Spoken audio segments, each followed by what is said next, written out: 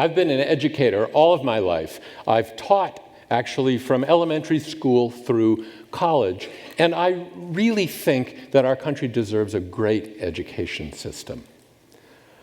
Unfortunately, when I listen to the news or read the paper, what I hear and what I read about are the fact that our schools are failing. And what I'd like to do today is to tell you that, in fact, we really don't know how well our schools are doing. And because we don't know, we're investing a lot of time and a lot of effort in trying to make things better when, in fact, we may be making things worse. Let me tell you a little story that will illustrate my point. Imagine for the moment that you're not feeling well. Let's say you have a pain in your abdomen, and you go to the doctor because you want to get this cured. And when you go to the doctor's office, the first thing that happens is that someone comes in and takes your vital signs. They measure your blood pressure, your heart rate, take your temperature, and record that information. Well, imagine for a moment that that's all that they do. The doctor comes in and has just those 3 pieces of information.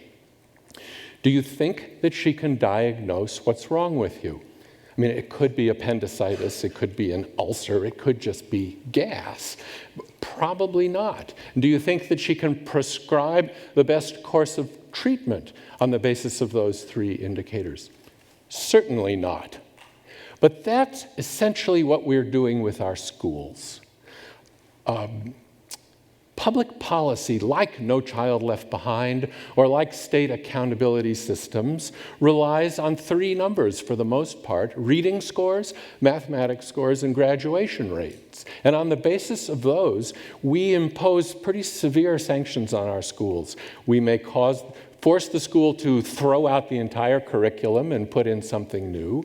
We may fire all the teachers and bring in new people, or we may even close schools down and turn them over to other organizations. I don't think this is a wise way to be running our educational system. What I'd like to do today is to suggest the 3 steps that we need to take to actually cultivate schools where students can thrive. The first step is we need to describe what we mean by a school in which students thrive. And I'd like to suggest today that there are 6 things, let's say, that a thriving school is likely to produce. A thriving school is likely to produce students who know things. So academics is really important.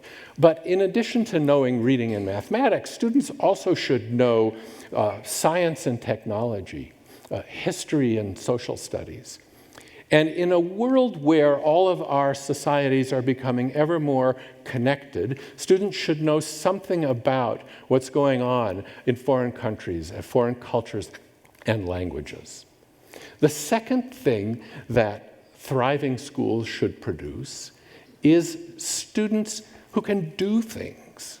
It's not just the book learning, but it's also the ability to engage in performances. Like we saw earlier here today, students should have some exposure either to making or to appreciating music, art, and in a society that's ever more developed on technology, students should have the opportunity to interact with technological tools, designing, building, or solving problems using technology.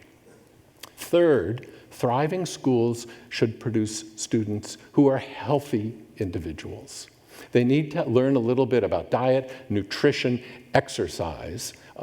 This could be through competitive sports, or it could just be through an effective program of recreation. Fourth, thriving schools should produce students who play well together in the sandbox. And I can tell you know what I mean. All of us are engaged in our lives in groups. We work in teams, we're members of organizations, and we have to learn to negotiate working with other people. So these social skills are important, and they get developed first when you're in school. Fifth, thriving schools should produce students who are resilient psychologically. They feel good about themselves, and when they go out into the world, they have enough self-confidence to be able to resist the pressures that we are bombarded with, positive and negative pressures from peers and from advertisers and the like. And finally, thriving schools ought to produce students who become good citizens. And by good citizens, I mean people who engage with their local community and who play their role in our democratic society. So once we have identified those things that schools should produce, the second step that we have to take is we have to measure them. Fortunately or unfortunately, we live in a society in which accountability is king, and if things are not measured, then they don't matter. If you can't count it, then essentially it doesn't count.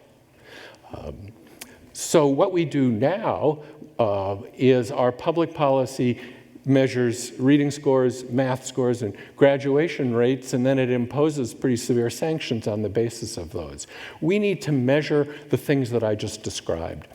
If you go back to the doctor's office, the doctor has a lot of tools for measuring things. In addition to vital signs, the doctor looks and uses her eyes and ears to study your body.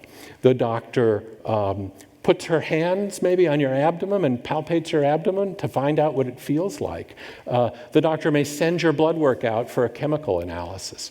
Well, educators have just a diverse set of tools that we can use to find out whether schools are achieving those outcomes.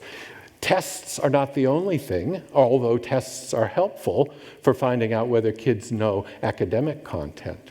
So we can test their science knowledge, both whether they know facts and whether they can apply those facts to solve problems and to think creatively. But schools also have a lot of records that we can use to learn what we need to know about them. So graduation rate is not something you have to go and collect in addition to the data that are already there. It's in the records. And in the records are lots of other information that we can use. Absenteeism, teacher turnover, things like that. We can go into schools and observe, just like the doctor observes. We can see if there's a recreational program and how well it's performing. We can go into classrooms and look at the interaction between teachers and students and see if it's positive, supported, focused on content. We can ask the people in the schools to help us understand what's going on. With surveys, we can ask teachers, students, parents, are you getting information? Are you supported? When you have a problem, can you get an answer? And we can wander around the school and sort of informally see a lot. If you wander into the bathrooms and you see graffiti all over the stalls, you know that this is not a healthy environment. So once we have measured things, then the third step is that we have to signal to people that we value these things. Presently, under No Child Left Behind and under state accountability systems, there are severe sanctions on schools. What we need to do to show that we value things is we need to publish this information in the newspaper, put it up on the web, and if we want to be more hard-nosed about it, we need to put incentives on performance. Reward schools that do better on this slate of measures, sanction schools that do worse.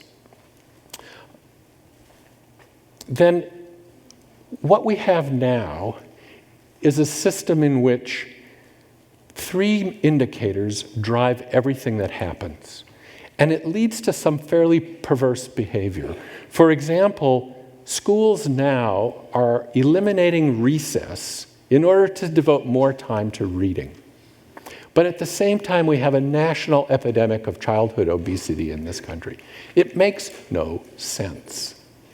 We have to be fair in how we hold schools accountable. We can't hold them accountable for things that they don't control. So a school needs to show that they have a good recreational program and they have a vast offering of athletic activities, but we can't require them to win championships every year. But by broadening the measures that are available to monitor schools, I think we can do a far better job about encouraging and cultivating thriving schools than we are doing at present. Thank you.